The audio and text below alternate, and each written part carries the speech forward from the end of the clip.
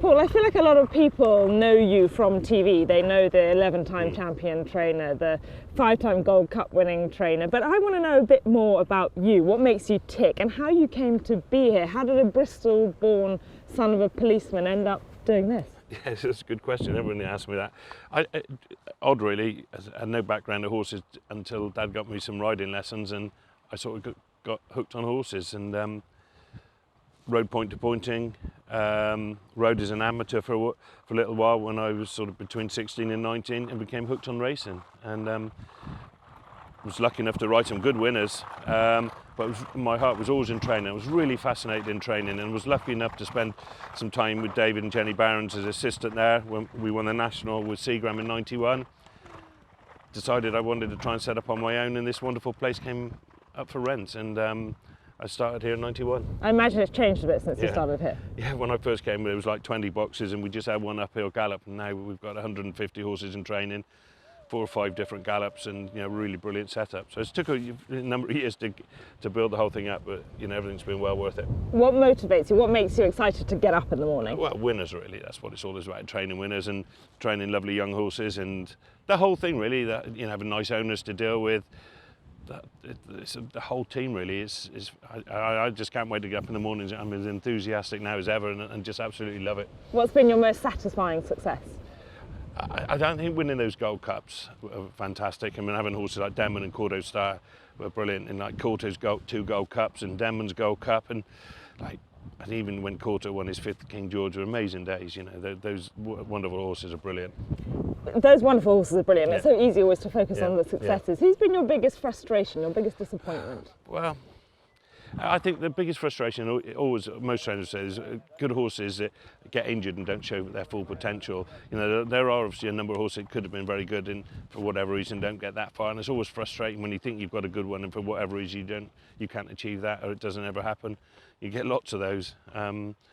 But the thing is that the cream always rises to the top, and then once you've got those good horses, you've got to try and keep them right and sound and win as many good races as you can. And you've told me that you're always learning, you're always trying new things. Has there ever been a moment where you've kind of drawn a blank and you've gone, I don't know, I've lost my way here, I don't know where it's going? You all hit flat spots and have times when things go wrong. You always question yourself as what's gone wrong, but basically you just got to keep looking forward, and as you said, we keep adapting different training styles, different things to horses and things to try and get the best out of them. We never stop changing gallop surfaces, different things we do with them. And as I was explaining last night, even the feeding and the nutrition is a massive part of it, and trying to treat them like athletes rather than horses, that's the most important. And they are athletes and they need individual things to get the best out of them, and you want them fit and well and healthy, that's the main thing, and we keep changing little ideas and experimenting, but basically we keep things simple, work them hard, feed them well and keep them warm and run them in the right races. So most satisfying achievements, those Gold Cups. Yeah. Anything left to achieve? Any omissions on the CV? I'd like to win another Gold Cup because that would be a record, and we all would like to win Gold Cups, but it's just like every year you go into a new season, looking to just win some big races and be successful and train plenty of winners. The game is about training winners, and keep looking forward. And on training winners, you're over 3,000. Yeah. What's the target? Well, it would be nice to get to 4,000, which I think would just about beat Martin Pipe's record of jump winners. I mean, he was obviously incredibly successful, but that's always a record there you'd like to beat. So, if we keep going as we are, we'd have a chance. And in the future, might we ever see a Paul Nicholls and Megan Nicholls training partnership? Oh, you never know in the future. At the moment, no. I mean, Meg is like doing her own thing, but who knows in the future? Megan or Oliver Zara, one of them one day might like to become part of it, which would be fantastic, but not in the immediate future. And what about the flat horses? Well, we've had some fun with the flat horses. I basically only do that really for Megan. I think we've had 4 or 5 winners. We had a double at Pontefract during the summer.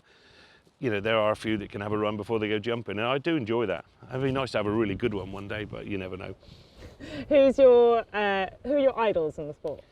Well, just really anyone who's successful, and I mean, I've got huge respect for trainers like Aidan O'Brien at the moment, who runs such a brilliant operation, and the people like Ruby Walsh, Tony McCoy, who've been such fantastic jockeys and ambassadors for the sport. Anyone who's successful, really. What's the best thing about racing? The whole thing really, the whole package for me is, getting up in the morning, being able to train horses like this every day and training winners. And, I think particularly jump racing, everyone's very close. It's a great sport. I think it's a hobby for a lot of people, and a lot of people really get a lot of pleasure and enjoy it. And, I enjoy the whole thing. What's the worst thing about racing?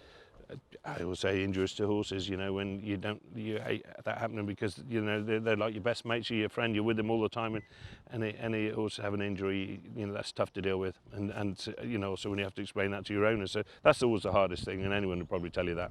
And big picture, anything you would change about the sport?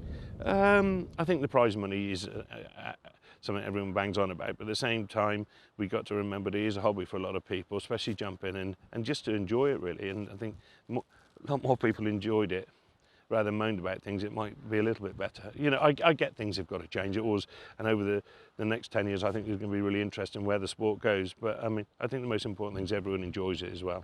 Who's the best horse in the yard? Best horse in the yard. As I said, we've got a lot of young horses. Probably like Clan Desabot, who's won 2 King Georges. He's probably just about the highest rated in the yard.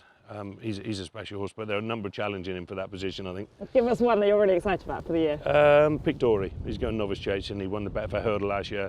He could be a really exciting chaser. He reminds me very much of a Ditcheat, who won the Champion Chase, so fingers crossed.